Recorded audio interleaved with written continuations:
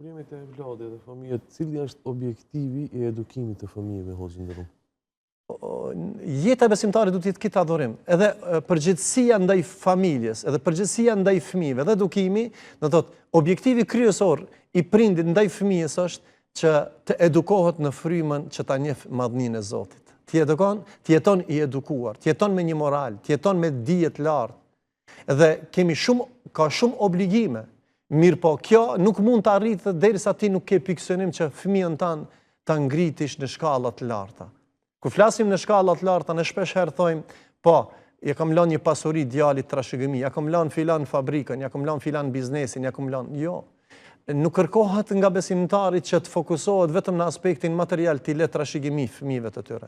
Trashëgimia më e mirë është mbjellja dhe instalimi i adhurimit me njoftë Zotin e Madh. Se nëpërmjet edukimit, objektivi kryesor, nëpërmjet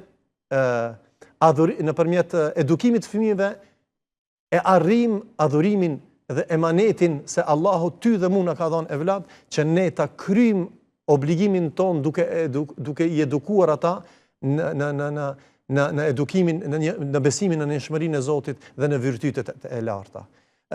Një prind e ka obligim të harxhon shumë kohë, për fat keq shumë prind nuk harxojnë kohë, as energji, nuk ndajnë kohë për fëmijët e tyre.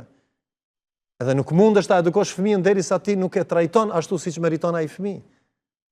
Ndoshta ti humb shumë energji për t'ia ngrit standardin e dynjas, ja humb standardin e shpirtit dhe vetdijes, dhe fëmia jot nuk është i shkolluar. Në shekullin 21 nuk është i shkolluar. Shekulli 21 është i pamoralshëm, është i pasjellshëm, është për çka? Për shkak mungesës tënde që ti si prind je njëshin edukim. Zerot e shkollimit të fillorës, të mesmes, fakulteti janë 0, po është 0. Edukimi edhe mbjellja dashurisë dhe pikësynimi i lartë për të jetuar siç na porosit Zoti dhe profeti alayhis salam është njëshja, ajo është edukimi që e ka obligim secili besimtar.